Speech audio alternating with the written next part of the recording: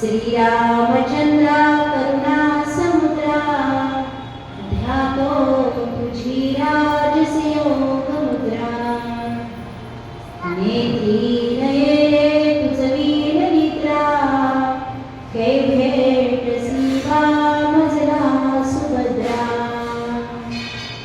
जयाचा जनी जन्मनामार्थ झाला जयाने सदा वासनामात केला जयाच्या मुखी सर्वदा नाम कीर्ती नमस्कार त्या ब्रह्मचैतन्य मूर्ती श्रीराम जय राम जय जय राम श्रीराम जय राम जय जय राम श्रीराम जय राम जय राम श्रीराम जय राम जय राम श्रीराम जय राम जय राम श्रीराम जय राम जय श्रीराम जय राम जय राम श्रीराम जय राम जय राम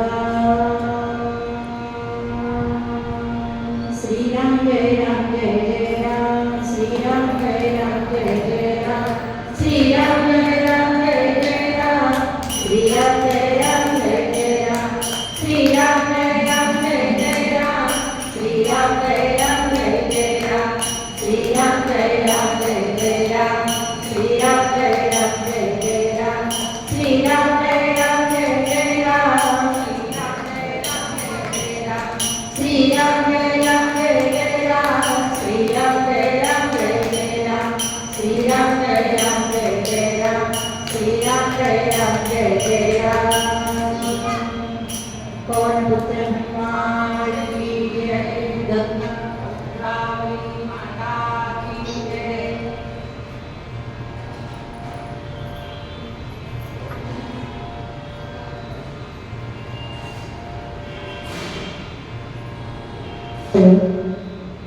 आज आपण सर्वजण वैकुंठवासी मातोश्री सुमनताई गंगाधर शिरोडे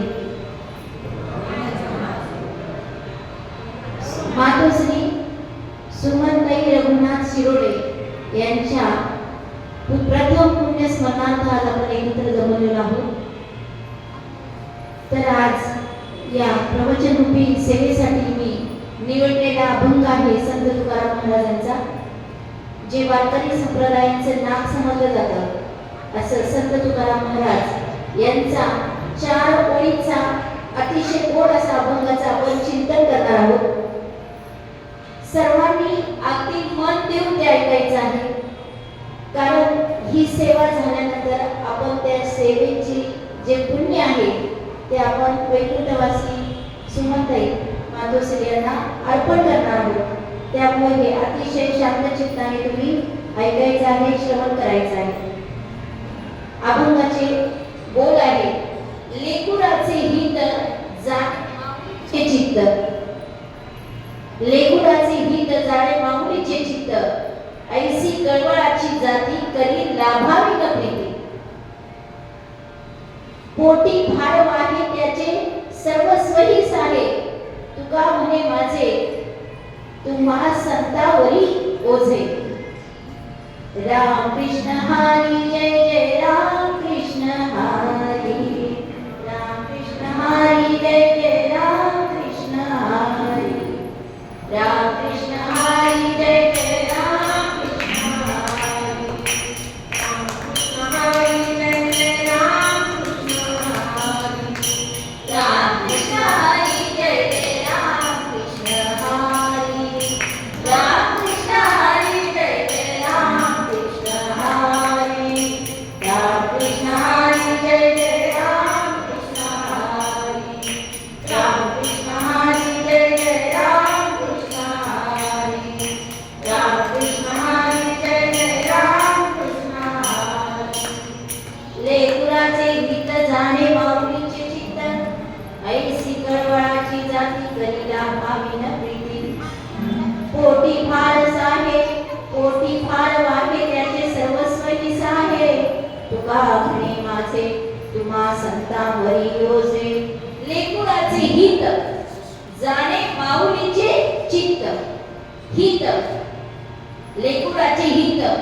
या जगामध्ये सर्वात हित चिंतनारी कोण असते तर माऊलीच असते, बाकी कोणीच नाही. स्वामी तिन्ही जगाचा आई विना भिकारी. भगवंत हा आई विना भिकारी राहिला, पण त्यांनी मनुष्य प्राण्याला आई दिली, म्हणून आईची कदर मनुष्याने केली पाहिजे. स्वामी तिन्ही जगाचा आई विना भिकारी. बघा कसं शिवपुराणामध्ये अत्यंत छान दृष्टांत दिलेला आहे. भगवान महादेव हे तिन्ही लोकांचे स्वामी आहेत, पण आई विना भिकारी. कसं तर बघा, एक दिवस माता पार्वतीचा विवाह झालेला आहे आणि खूप दिवस झाले आपली मुलगी भेटली नाही, म्हणून राजा हिमालय आणि मैनावती राणी कैलास पर्वतावर आपल्या लेकीला भेटण्यासाठी गेले. आणि लेकीला भेटायला गेल्यानंतर माता मैनावतीने सोबत खीर दिलेली असते. आपल्यामध्ये प्रथा आहे, कुणाच्याही घरी जाताना आपण काहीतरी घेऊन जातो. आणि शास्त्रातही सांगितलं आहे, देवळामध्ये जाताना कधीच रिकामा जायचं नाही. फळ भगवंताला घेऊन जायची, रिकामा कधीच जायचं नाही. कुणाच्या घरी जाताना रिकामा जायचं नाही, काहीतरी बिस्किटचा पुडा तरी बरोबर घेऊन जायचा. आणि साधू संतांच्या भेटीला गेले तरीही तुम्ही तिथे काहीतरी सोबत घेऊन जायचं. तसं माता मैनावती कैलास पर्वतावर गेली त्यावेळेस तिने जाताना सोबत खीर दिली. आणि खीर दिल्यानंतर आता हे विश्वगुरु आहे, भगवंत आहे, यांना काय द्यायचं आपण, म्हणून माता पार्वतीची आई तिने ती खीर नेलेली आपल्या पत्रात लपवली. आणि भगवंताने विचारलं, माता ते काय आणलंय तू? तेव्हा त्यांनी सांगितलं, माता तू काय आणलं? त्यावेळेस मैनावती राणीने सांगितलं की भगवंता मी खीर आणली आहे. मग दे ना माता ती खीर मला. दिली असते देवा, पण ती खीरीला पार्वतीने बनवलेली तशी चव नाहीये म्हणे. मग कशी चव आहे? भगवंता मी अगदी साधारण खीर केलेली आहे, पण पार्वती माताजी, माझी मुलगी पार्वती तुझ्यासाठी जी खीर बनवते ना, त्या खीरीसाठी चव नाही म्हणे, दे तू ते खीर. आणि मग भगवंताला ती खीर माता मैनावतीने दिली. आणि मैनावतीने दिल्यानंतर ते खीरीचं सेवन, ते ग्रहण भगवंताने केलंय, महादेवाने केलंय. आणि त्यांना तृप्ती झालीये. तृप्ती झाली म्हणजे त्यांचं समाधान झालं. आणि समाधान झाल्यानंतर त्यांनी मैनावतीला विचारलं, माता मला ध्यान केल्यावर जी तृप्ती मिळते ना, ती तृप्ती मला ही खीरेचं ग्रहण केल्यानंतर झालेलं आहे. तेव्हा तू आणलेली खीर मला खूप प्रिय आहे. तेव्हा भगवंतांनी आपली खीर ग्रहण केली म्हणून मैनावती राणी अतिशय खुश झालेली आहे. आणि ती भगवंताला म्हणाली, भगवंता परत एकदा तुम्हाला साष्टांग नमस्कार. म्हणे माते मला प्रेमाची, पार्वतीची प्रेमाची खीर मिळते, पण मला आज तुझी खीर दिली, ती ममत्वाने प्रिय असलेली खीर मला दिली. मी स्वामी तिन्ही जगाचा आहे, पण आई विना भिकारी. मायेचा सागर दिला तिने जीवनाधार.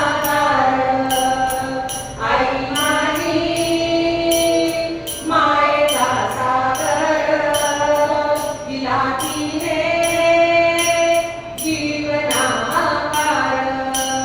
अशी आई असते बघा.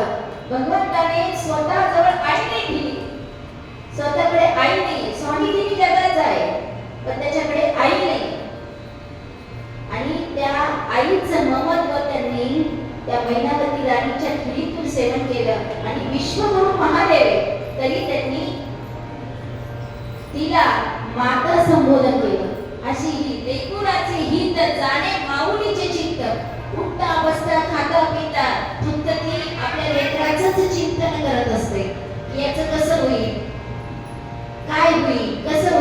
याच्याहून एक दृष्टांत आहे बघा.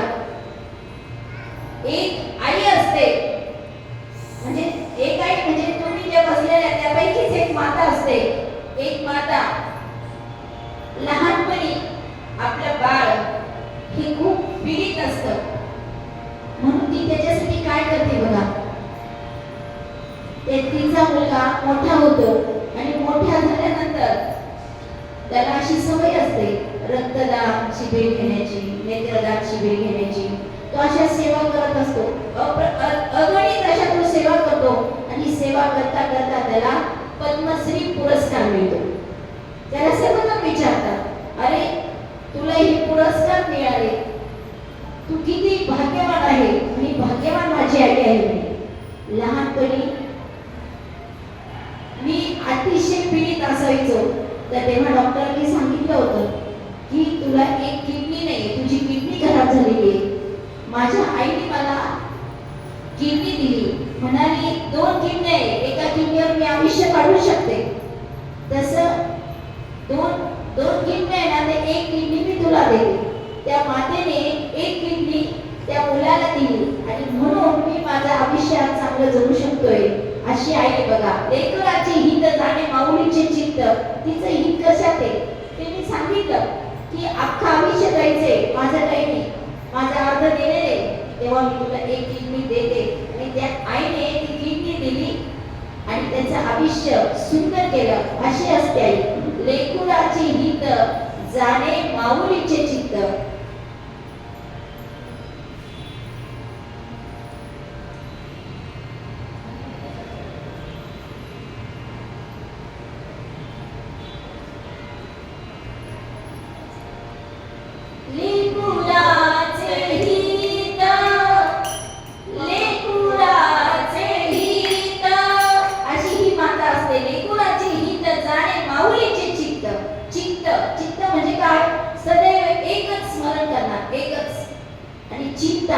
चिंता म्हणजे वेळोवेळी क्षणोक्षणी माणसाला मारणारी, म्हणून चिंता नाही करायची.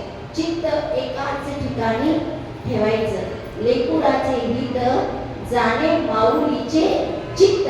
अशी माऊली असते. म्हणून भगवंताने स्वतःला आईने दिली, मनुष्याला आई दिली, म्हणून मनुष्याने आपल्या आईची कदर केली पाहिजे. त्या आईचा घरातून बाहेर निघताना नमस्कार केला पाहिजे. नमस्कार करून मगच आपल्या पुढील कामाला सुरुवात केली पाहिजे.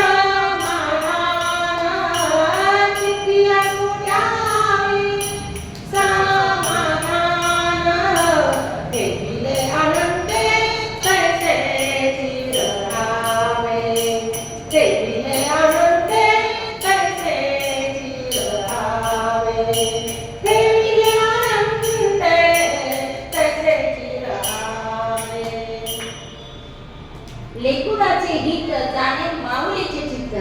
बघा, माऊली ही सदैव आपल्या लेकराचं हितच बघत असते. कशी पोटी भार वाढे त्याचे सर्वस्व हित आहे. त्या मुलाने किती अन्याय केला, मोठे झाल्यावर तरी ती आई सहनच करते, त्याला चुकूनही काही बोलत नाही. 9 महिने पोटामध्ये वागवते. पोटी भार वाढे त्याचे सर्वस्व हित आहे.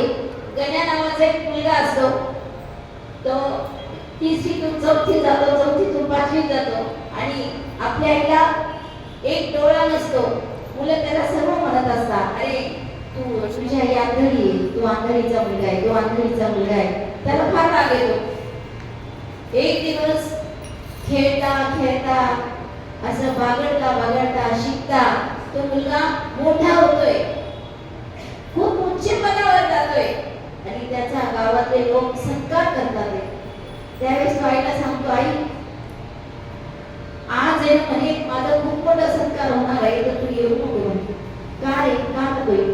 नको म्हणे, तिथे सुद्धा लोक मला म्हणतील तू आंधळीचा मुलगा आहे, तू उंचकीचा मुलगा आहे, तू येऊ नको. मग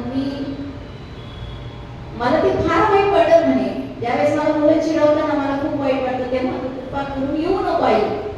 आईला असं वाटतं, बघ मी याच्यासाठी एवढं करून सुद्धा याला मी न यावी असंच वाटतं. ठीक आहे बाळा, मी नाही येणार म्हणे. आणि ती खरंच नाही जात आणि त्याचा तिकडे सत्कार होत असतो. मोठमोठ्याने मोठमोठे लोक, मोठमोठे पदवीधर लोक त्याचा हार पुष्प देऊन सत्कार करत असतात. आणि ही आईला घरामध्ये राहत नाही, ती तोंडावर शॉल घेऊन जाते आणि अशी झाडाच्या आडून, लोकांच्या गर्दीच्या आडून त्या आपल्या लेकराला बघत असते. तेवढ्या त्याचे शिक्षक बघतात की अरे ही अजय आहे, ही तोंडावर पाकडून घेऊन शॉल घेऊन बसली आहे आणि वरती येत नाही. ते तिकडे आवाज येतात, आई या वरती. आणि ती माता त्या स्टेजवर जाते. तिचाही याच्या एवढाच भरभरून सत्कार केला जातो. आणि सत्कार केल्यानंतर याला फार राग येतो. हिला सांगितलं होतं मी येऊ नको, तरी ही आली. हिला सगळेजण आदळी म्हणतात, दुसरी म्हणतात आणि मला ही तिचा मुलगा म्हणून संबोधन करतात. ही नाही आली, सांगितलं नको येऊ तरी पण आली मी. आणि आली तर आली, वर तू स्टेजवर पण आली. आता माझा ती सगळी जवळ गेली म्हणे. त्याला फार राग येतो. तो त्याचा सत्कार झाल्यानंतर तो घरीच जात नाही. 1 महिना होतो, 2 महिने होता, 2 वर्ष होता, 20 वर्ष होता, 25 वर्ष होता, तरी हा गण्या घरी येत नाही. ही माऊली रोज विचारते, गोष्ट म्हणला पत्र आलं का माझ्या गण्याचं काही, माझ्या गण्याचं काही पत्र आलं का सांगा. गोष्ट पण सांगता नाही आलं पत्र. का नाही आलं, कुठं गेला, काय आला, हा त्याला मला माहिती आहे, त्याला राग आलेला आहे. त्यांनी सांगितलं होतं की तू येऊ नको, तरी मी गेले. मी तर गर्दीतूनच बघत होते, मलाच त्या मास्तरांनी वरती बोलवलं, माझी काय चुकी. आणि अशी वाट पाहता पाहता पोटी भारव आहे त्याचे सर्वस्व आहे. तिने 9 महिने सांभाळून सुद्धा त्या गण्यासाठी काय केलं हे गण्याला शेवटी माहिती होतं. गण्या 25 वर्षानंतर गावाची देखरेख, आपल्या जन्मभूमी यासाठी तो तिकडे येतो. आणि जन्मभूमी बघण्यासाठी ज्यावेळेला तो आला त्यावेळेस तो आपल्या घरावर गवत आलेलं, अर्धे जाळे लटकलेले घरामध्ये, असं सगळं ते बघतो आणि त्या घरामध्ये प्रवेश करतो. तर त्याला फोटो मागे एक चिठ्ठी दिसते आणि त्या चिठ्ठीमध्ये याची चिठ्ठी फार खराब झालेली असते, तरी पण तो वाचण्याचा प्रयत्न करतो. तो सांगतो, आई सांगते, बाळा खूप वर्षांपासून तुझी वाट पाहिली, 20 वर्ष गेले, 25 वर्ष गेली, तुझी वाट पाहिली रे, पण तू आला नाही. पण आज मी तुला सांगते, मी तुझ्यासाठी काय केलं. तुला आंधळ्याच्याही बुसक्याच्याही म्हणतात, पण मी तुला सांगते मी तुझ्यासाठी काय केलं.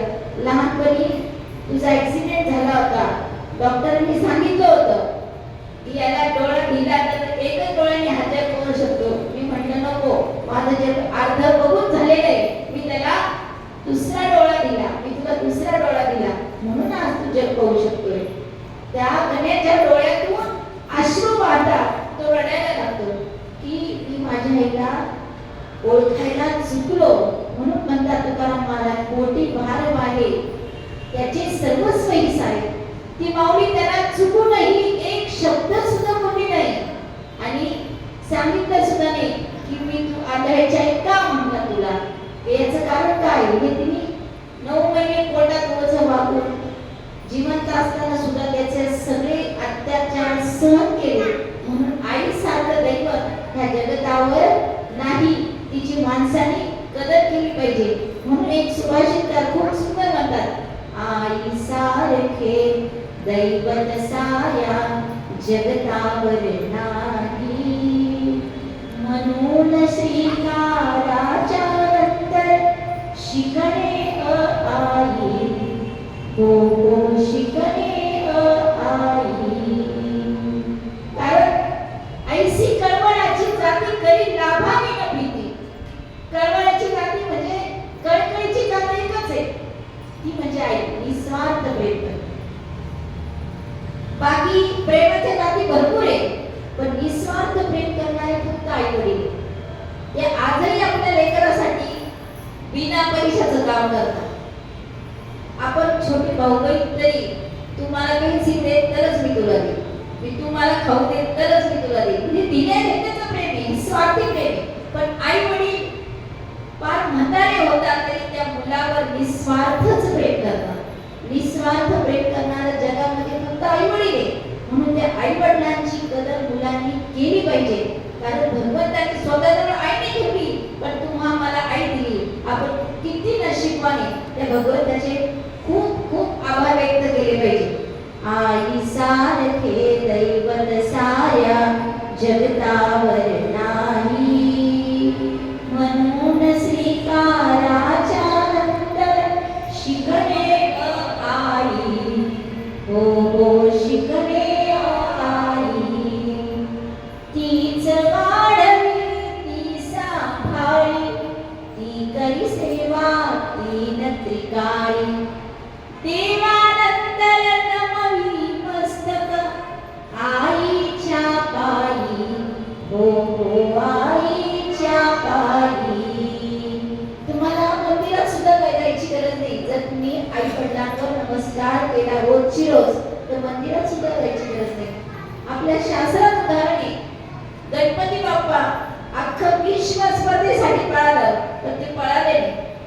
त्यांनी महादेवाच्या म्हणजे कैलास पर्वतावर आपलं जसं घरामध्ये जसं देवघर असतं, तसं कैलास पर्वतावर पण देवघर आहे.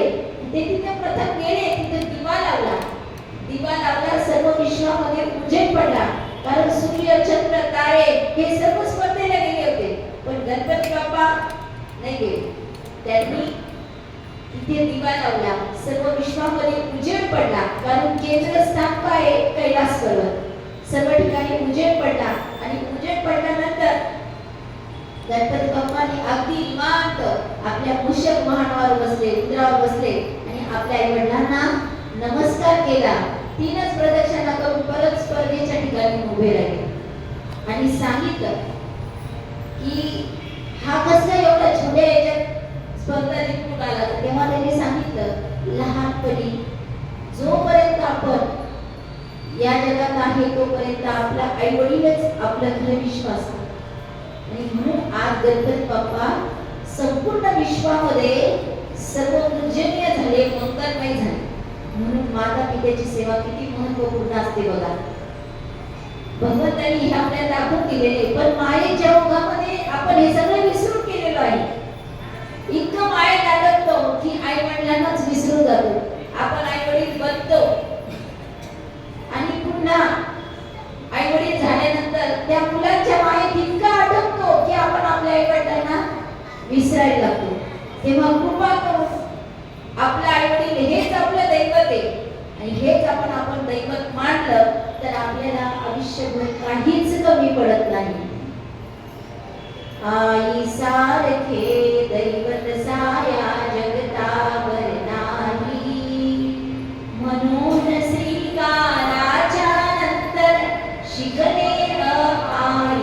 म्हणून तर जगद्गुरु जगद्वंदनीय तुकाराम महाराज म्हणतात की लेकुराची हित जाणे माऊलीचे चित्त, ऐसी कळवळाची जाती करी लाभावी नक्की. पोटी भार वाहे तिचे सर्वस्व आहे. किती मुलांनी अन्याय केला, काही केलं तरी ती सहन करते अशी माऊली आहे. आणि अशीच माऊली आपली संत ज्ञानेश्वरी. जगाने तिला किती त्रास दिला, किती त्रास दिला जगाने. पण तिने जगासाठी पसायदान मागितलं की माझं ज्यांनी वाईट केलं त्या वाईट करणाऱ्या लोकांचं प्रथम चांगलं होते आणि नंतर माझं चांगलं कर. निवृत्तीनाथांना त्यांनी हेच मागितलं.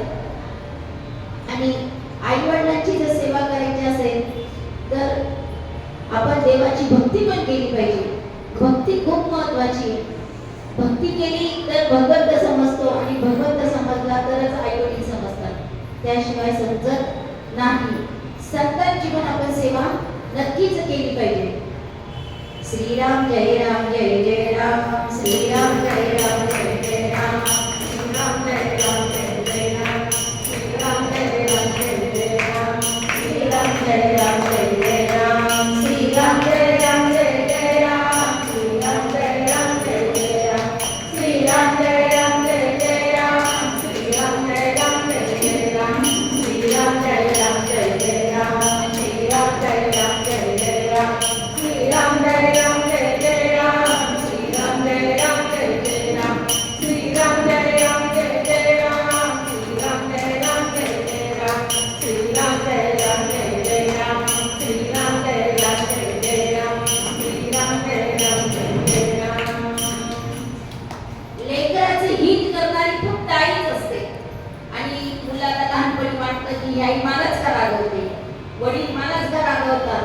पण आई वडील जेवढं हित करते तेवढं हित कोणीच करू शकत नाही. कोणी म्हणजे कोणीच नाही. कारण या जगामध्ये जे जे मोठे मोठे थोर पुरुष झाले ते आईमुळेच घडलेले. आता बघा कौशल्येचा राम, हा राम कोणी घडवला? कौशल्येने घडवला. कौशल्येचा राम बाई, कौशल्येचा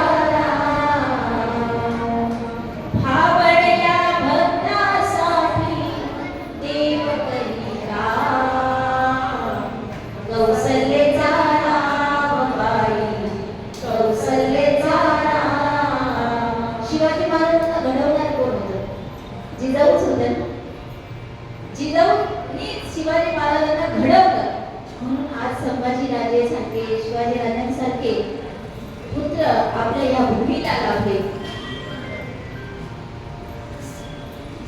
आई सारखे दैवत साऱ्या जगतावर नाही, म्हणून श्रीकाराच्या नंतर शिकले आई, हो शिकले आई.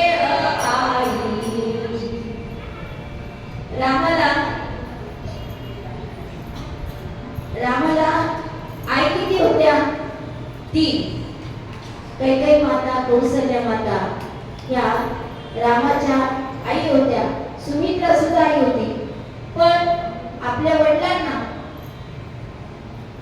वडिलांचा शब्द धरण्यासाठी त्यांनी वनवास पत्करला. आणि त्याच्या अगोदर आईचा शापानेच दशरथ राजाला पुत्र झाला.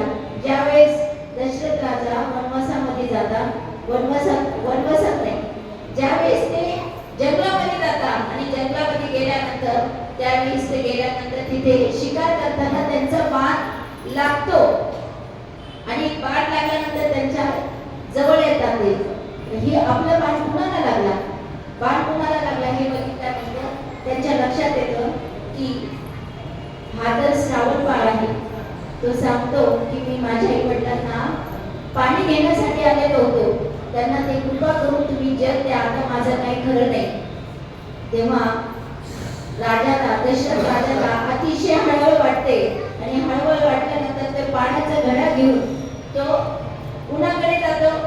त्या श्रावण बाळाच्या आई वडिलांकडे जातो आणि सांगतो की मी राजा, अहो तुम्ही राजा, पण आमचा राजा तर श्रावण बाळ आहे, तो कुठे? त्यांनी सांगितलं. तो त्याला बाण लागला माझ्या हाताने आणि बाण लागला आणि त्याच्यामुळे तो मृत्यू पडला. हे कळताच श्रावण बाळाची आई वडील अतिशय विहर होता आणि तेही सांगतात की आमचा बाळ या जगात नाही, आता आम्हालाही या जगामध्ये राहायचं नाही. तेव्हा आम्ही आमचा प्राण सोडतो.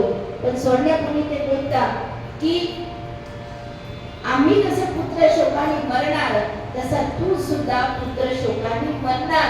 पण हे कसं काढायला कळालंच नाही की पुत्र शोकानंतर मी मरणार आहे. पण त्या आईचा शाप होता की तू पुत्र शोक झाला की तुझे प्राण गतप्राण होणार. तुला 4 मुलं होती पण तुझ्या अंत्यसंस्काराला एकही राहणार नाही असं त्यांनी शाप दिला. आणि शाप दिल्यानंतर ते दशरथ राजाला कळालंच नाही. दशरथ राजा हर्षित झाला की मला पुत्र होणार, मला पुत्र होणार. आणि त्या हर्षभरामध्येच त्याने त्या दोन्ही माता पित्यांचा आणि श्रावण बाळाचा अंत्यसंस्कार केलेला.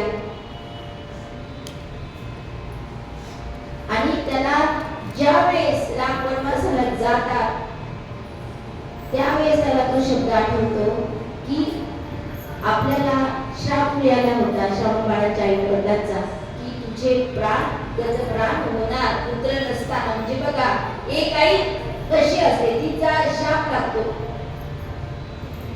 कारण तिला फक्त माऊलीला फक्त हितच कळतं, आपल्या बाळाबद्दल मायाच कळते. आणि त्या मायेपोटी तिने जो दिलेला शाप आहे तो त्याच्यासाठी वरदान झाला. आणि दशरथ राजाला पुत्र झालेले आणि त्या पुत्राच्या विरहानेच त्याचा अंत झालेला आहे. लेकराची हित जाणे मौनीचे चित्त ऐसी कळवळाची जाती तरी नाभाविन प्रीती पोटी भारवाहे त्याचे सर्वस्वही आहे.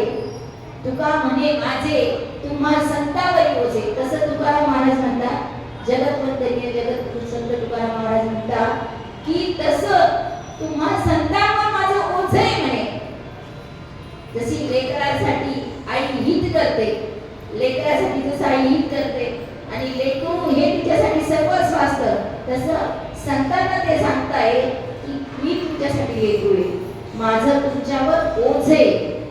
माऊलीला सांगता येते की माझं तुमच्यावर ओझ आहे, तुम्ही मला मातेसारखं सांभाळा, मातेसाठी माझ्यावर तुम्ही माया करा. परमार्थामध्ये माझ्यावर सुद्धा तुम्ही एका आईसारखं जीव लावा.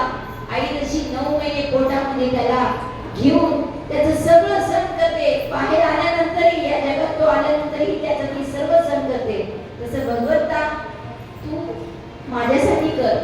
अरे मनुष्य काहीतरी 9 महिने पोटामध्ये राहतो, भगवंताला म्हणत असतो भगवंता मी या 9 महिन्याच्या आगडीतून बाहेर पडलो की तुझ्यासाठी मी खूप खूप काही करेन, तुझं नामस्मरण करेन, तुझ्या श्वासावरीच नाम घेईन म्हणे.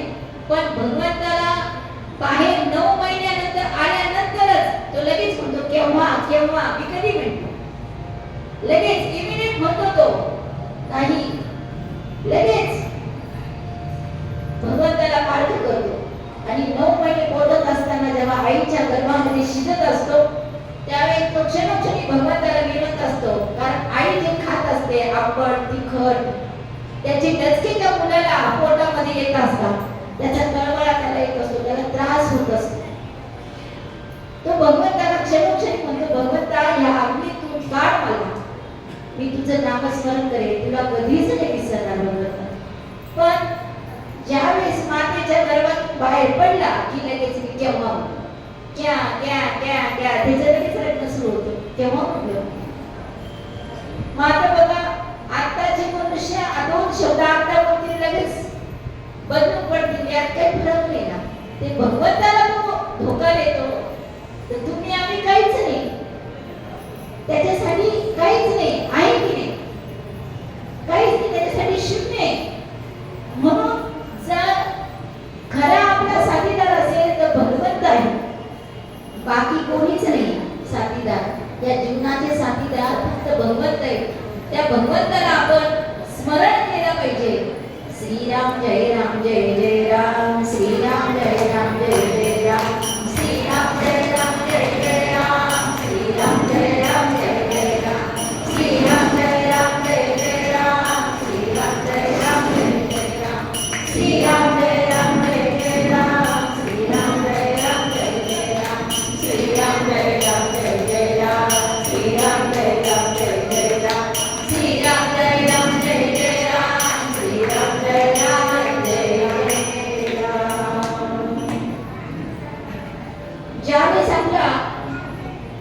होत असतो, आपला मृत्यू होत असतो, त्यावेळेस आपण एखाद्या वेळेस बघा, आपण कुणाच्या घरी गेलो किंवा आपल्या घरी कोणी आलो किंवा लहानपणीचा एखादा प्रसंग आठवा, आपल्या घरी कोणी आलं तर आपण पहिले विचारतो, तू काय आणला, काय खाऊ आणला. ते लहानपणचं अट्रॅक्शन असतं. त्याप्रमाणे ज्यावेळेस माणसाचा मृत्यू प्रवास सुरू होतो, आता अलीकडचे लोक म्हणतात की मृत्यूनंतर कोणी पाहिले बाबा आताच करून घे.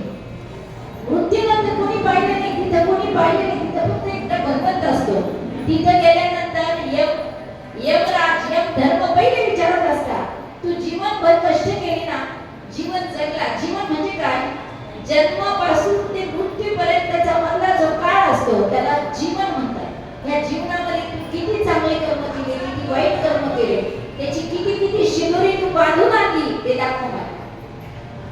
मग पुण्याची पण गाठोड असतं आणि पापाचं पण गाठोड असतं. त्यावेळेस भगवंत म्हणतात, धर्मराजा, भगवंताचं तिथे काय सांगताय, धर्मराजा म्हणतो की तू पुण्य मागून आणलं ना आणि पापाचं पण गाठोड आणलं. मग हा पहिले सांगतो, बघा बघा मी पुण्याचं गाठोड आणलं. आणि पुण्याचं गाठोड एवढं छोटं नाही, पण भगवंत म्हणतात की नाही, आधी पापाचं गाठोड असतं. पहिले पापाचं गाठोड सोडायला होता. कारण गरुड पुराणामध्ये, गरुड पुराण सगळे मृत्यूनंतर वाचतात, पण मी म्हणाल की गरुड पुराण हे जिवंतपणीच ऐकलं पाहिजे आणि खूप लहानपणी ऐकलं पाहिजे. म्हणून माणूस कर्म करताना कुचरत नाही. त्या गरुड पुराणामध्ये इतकं बारीक बारीक दिलेलं आहे. जर आपण असा मोठा वनवाय म्हणजे खूप मोठं जंगल आहे आणि त्या जंगलाची लाकडं आपल्याला तोडायची, आपल्याला एक एक लाकूड तोडायला कंटाळा येतो, तर आपण काय करतो, बरेच जण काय करतात, त्या जंगलालाच आग लावून देतात. त्या जंगलालाच पूर्णपणे आग लावून देतात. पण अशी जी लोक आहेत त्यांना यम दरबारी काय शिक्षा असते, तर त्यांना सुद्धा यमदूत पेटून देतात. ते पाणी मागतात, पाणी मागितल्यानंतर त्यांना उकळतं पाणी प्यायला देतात. आता हे कोणी जाऊन बघितलं नाही, पण गरुड पुराण हे व्यासाने लिहिलेलं, हे तुम्ही आम्ही नाही लिहिलेलं, त्यामध्ये लिहिलेलं. म्हणून जिवंतपणे गरुड पुराण ऐकलं पाहिजे. आपण ज्यावेळेस भगवंताकडे जातो त्यावेळेस गेल्यानंतर इथे पुण्याची शिदोरी आणि पापाची शिदोरी असते. त्यावेळेस हे पापाची ज्यावेळेस मोजणी करायला सुरुवात होते त्यावेळेस तो म्हणतो नाही नाही नाही हे पाप नाही केलं, नाही नाही नाही हे केलं नाही.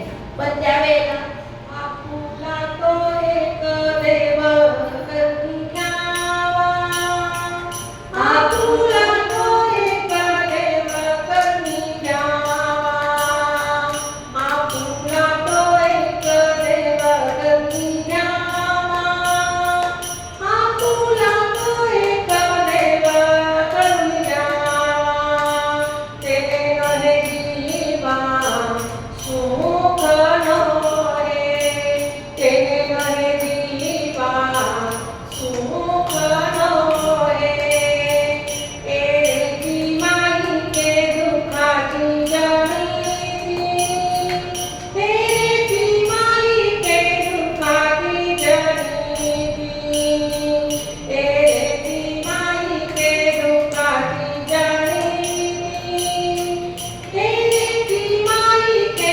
दुखाची जणीती. ज्यावेळेस यमधर्मी ते पहिलं पापाचं गाठोडं सोडलं जातं त्यावेळेस तो म्हणतो नाही हे मी नाही केलं देवा, हे मी नाही केलं. अरे नाही तू नाही केलं, मग काय मी केलं.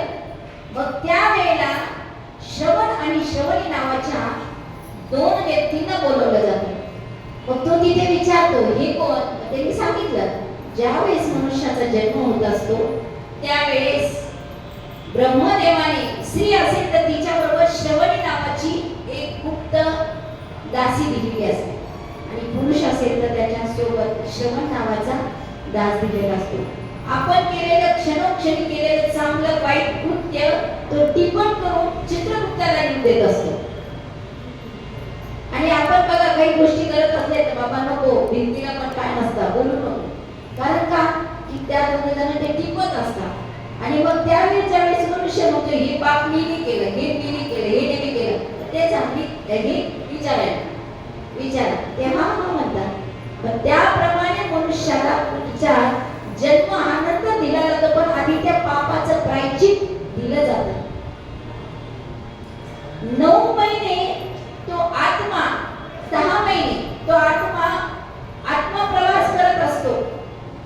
त्या प्रवासामध्ये तिने वर्षभर काय काय कर्म केली, जीवनभर काय काय कर्म केली, त्यानुसार त्याचा प्रवास सुरू असतो. आणि आपण म्हणतो की मनुष्य गेला तर कोण पाहिलं, पण ज्या वेळेला जगाच्या म्हणजे आपल्या कुटुंबासाठी त्या व्यक्तीने खूप काही कर्म केलेलं असतं, वाईट असो चांगलं असो, त्याचा एकट्याचा भागीदार तो झालेला असतो, एकट्याचा भागीदार तो झालेला असतो. आणि तिथं त्याला जर काही शिक्षा मिळाली तर तो भगवंताला म्हणतो देवा देवा देवा देवा, यमदूत म्हणतात त्याला तिकडे. अरे आता काय देवा म्हणतो, तेव्हा करताना सगळ्यांसाठी केला, आता शिक्षा एकटे तूच हो.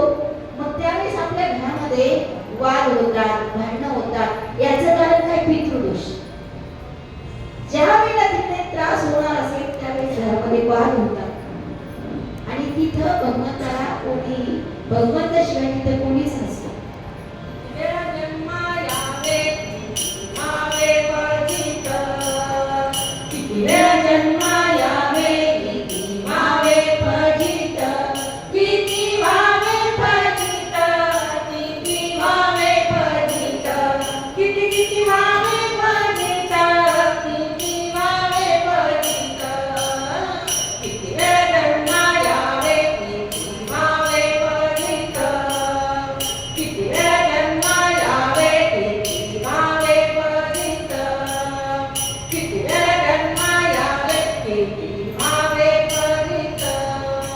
भगवंतांनी सांगितलेलं आहे की 84 लक्ष योनी जन्म आहे. आणि ह्या जन्मामध्ये मनुष्य जन्म हा भगवंतापर्यंत पोहोचण्याची सीडी आहे. ह्या मनुष्य बाकी सगळ्या देहामध्ये, सगळ्या योनीमध्ये मनुष्याला ज्ञान नाही, फक्त मनुष्य जन्मामध्येच ज्ञान आहे. चांगलं वाईट कर्म हे चांगलं आहे का हे वाईट ओळखण्याचं भान फक्त मनुष्य जन्मात आहे. म्हणून मनुष्य जन्मामध्ये आपण आल्यानंतर चांगलं कर्म करायचं तर वाईट कर्म करायचं ज्ञान देवाने दिलेले आहे. म्हणून जिवंत असताना जिथं पण करून पुराण चालू असेल म्हणतात तिथे अवश्य श्रवण करा, म्हणजे आपण जीवनामध्ये वाईट वागत नाही, किंवा करताना तरी उचलतो की नको ही गोष्ट करायला नको. आधीच्या जन्मामध्ये धृतराष्ट्र असतो, धृतराष्ट्राने अगोदरच्या जन्मामध्ये जगण्याची जन्म जाळलेली असतात, म्हणून त्याला धृतराष्ट्राचा जन्म मिळतो, म्हणून तो अंधारा होतो. ज्यावेळेस महाभारत संपल्यानंतर श्रीकृष्णाला धृतराष्ट्र विचारतो, अरे असे कोणते कामाचं फळ आहे की माझी 100 मुलं गेली म्हणे.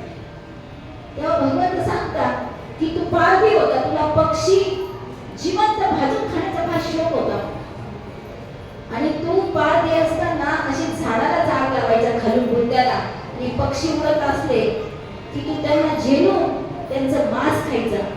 आणि ही जी गेलेली पशु पक्षी जे आहे हे तुझ्या पोटीवर जन्माला आले, त्यांनी तुला लळा लावला, तूही त्याला लळा लावला, आणि ते आता निघून गेले, आता बस रडत. हे आधीच कर्माला बांधून आणत असते. कर्म कधी कर्माला सोडत नाही. आपण सगळ्या गोष्टी एकमेकाला माफ करू, पण कर्म माफ नाही करणार. एका वेळेस आई आपल्याला माफ करेल, तुम्ही एकमेकाला माफ करा, पण कर्म सोडत नाही. जगी जीवनाचे सार घ्यावे जाणूनी सरवर, जैसे ज्याचे कर्म तैसे फळ देतो ईश्वर.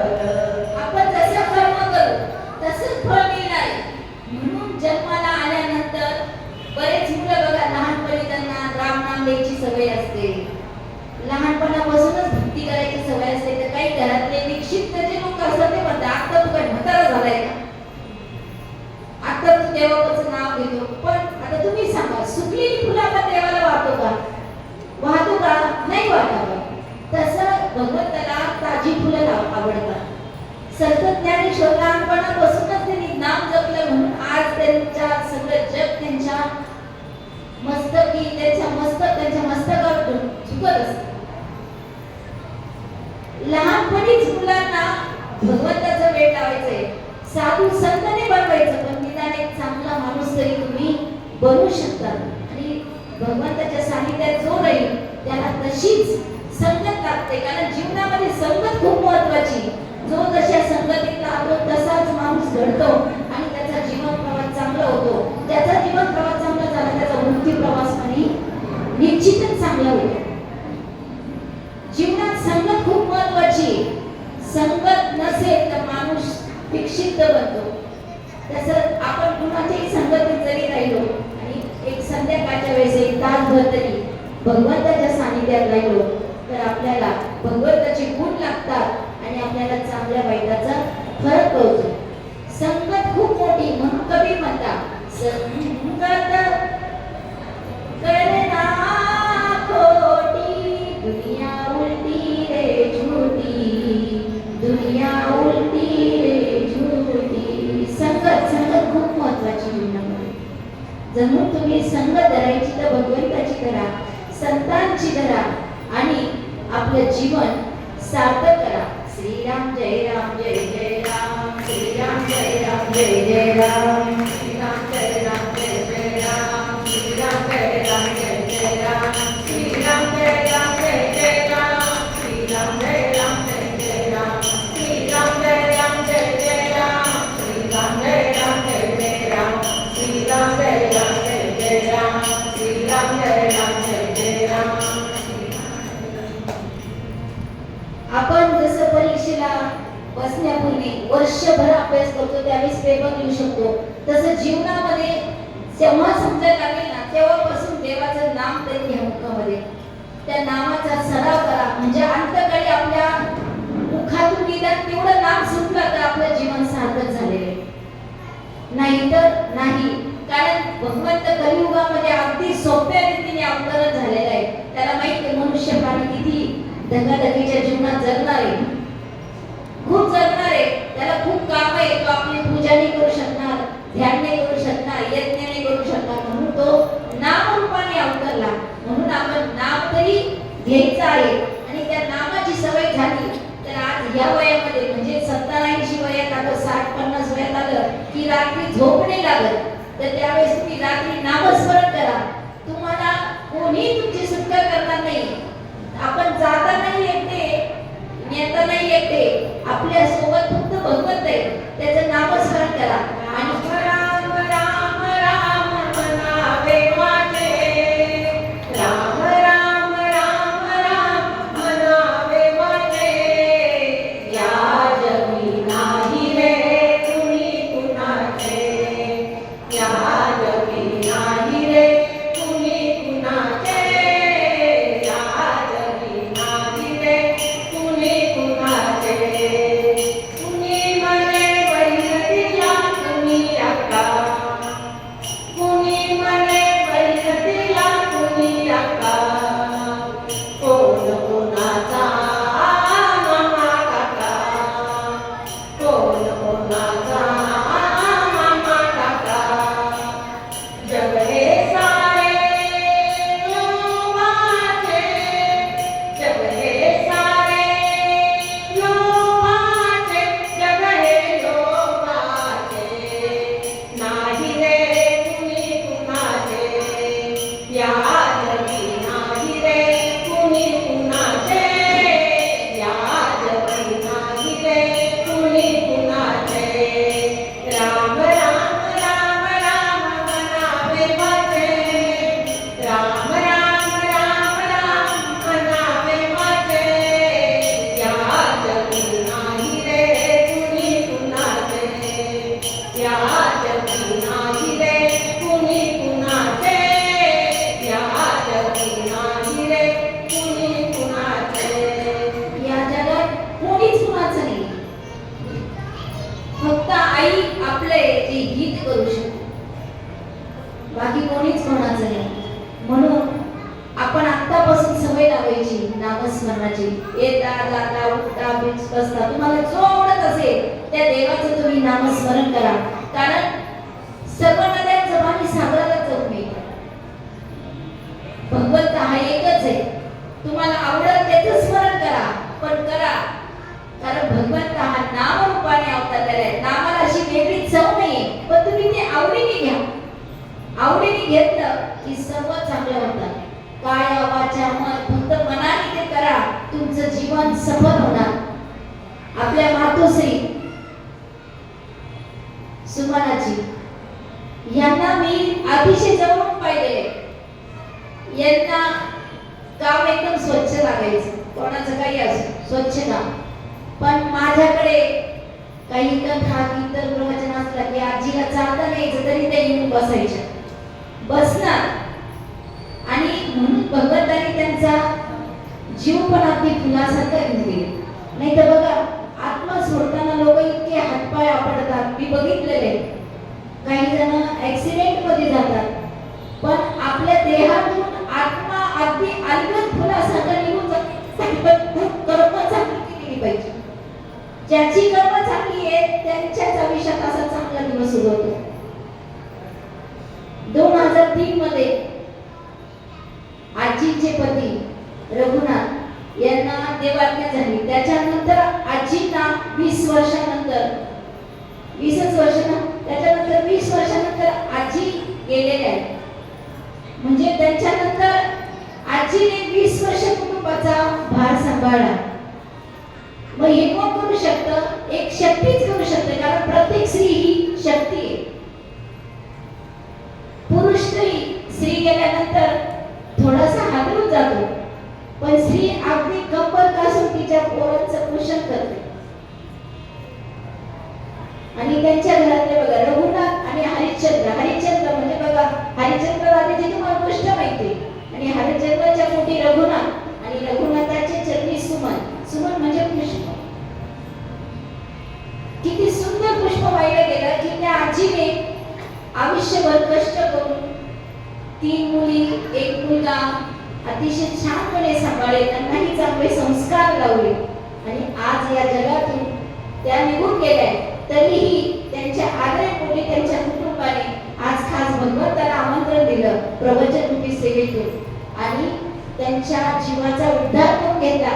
कारण ज्या दिवशी वर्ष श्राद्ध असतं त्या दिवशी धर्मराजाच्या दरबारी अशी लाईन लागलेली असते आणि तिथे धर्मराजा विचारत असतो, बघ वर्ष श्राद्ध आहे, तुझ्या घरी काय चालू आहे, बघ तुझ्या घरी काय चालू आहे.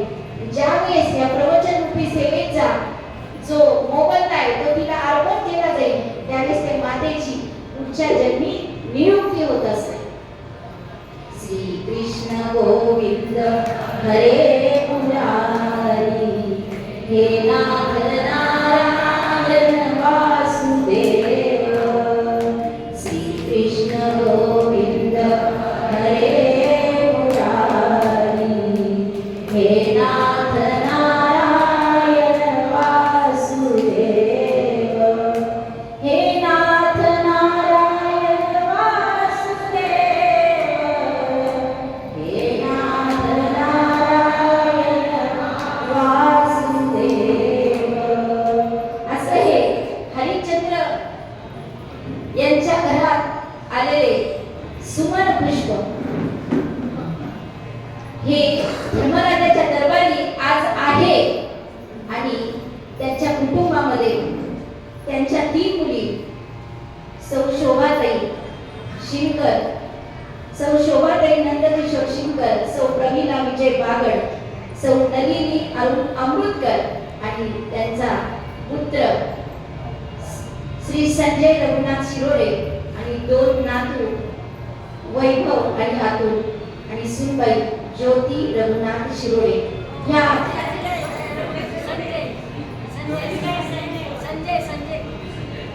सौ ज्योती संजय शिरोडे, सॉरी चुकून झालं.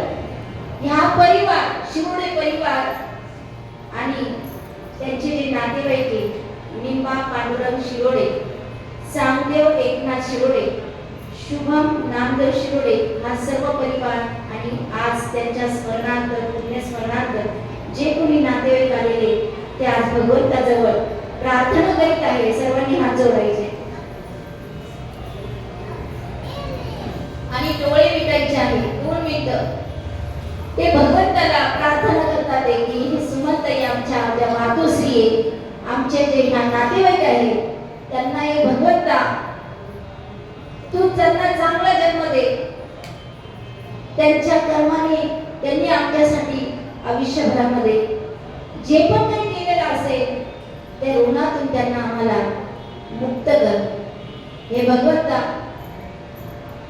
विटा खूप बनवलेल्या असतात, पण ती वीट कधी मंदिराची भिंत बनते तर कधी मंदिराचा कळस बनते. त्यापैकी तू आमच्या मातोश्रींना, आमच्या आईंना तू बनव. किंवा तुला जर श्वानाचा जन्म द्यायचा असेल, हे भगवत नदीच्या कर्मानुसार कुठलाही तुला जन्म द्यायचा असेल तर तू तिला लाडका दे, अशीच आम्ही तुला प्रार्थना करू आणि तुझ्या चरणी नतमस्तक होऊ. आणि आजची झालेली ही कीर्तन रूपी सेवा आमच्या मातोश्रीच्या चरणी आम्ही सर्वजण अर्पण करीत आहोत. श्री कृष्ण गोविंद हरे मुरारी, हे नाथ नारायण वासुदेव. श्री कृष्ण गोविंद हरे मुरारी, हे नाथ नारायण वासुदेव.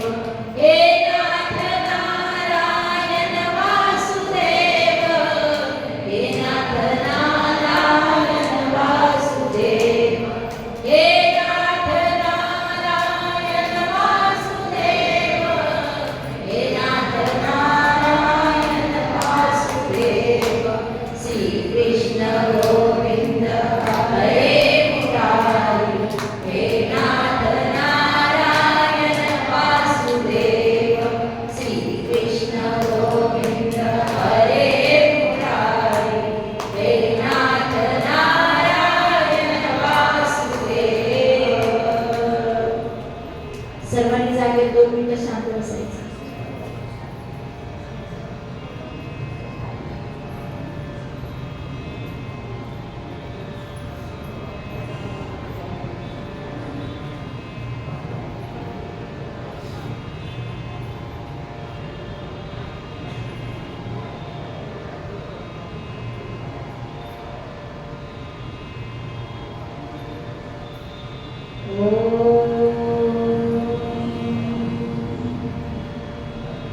सर्वांकडून मातोश्री सुगंध यांना भावपूर्ण श्रद्धाने जय श्रीराम.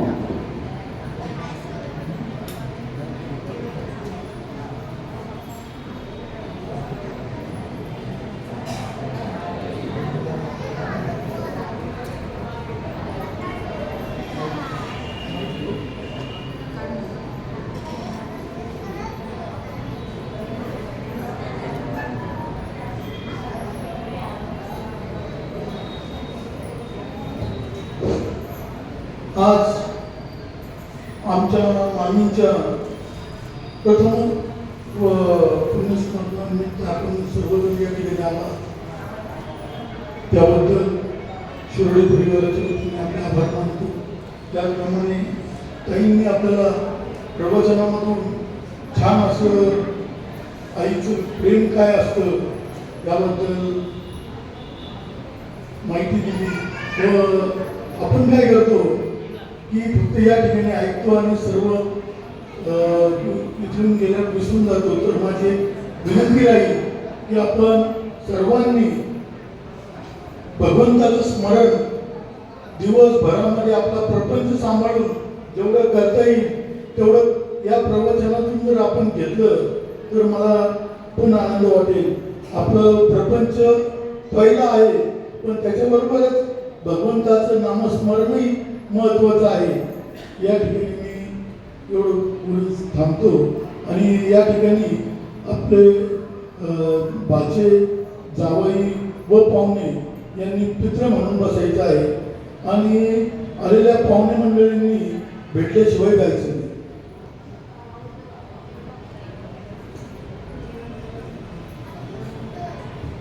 सर्वांनी या प्रसादाचा लाभ घेतल्याशिवाय जायचं नाही.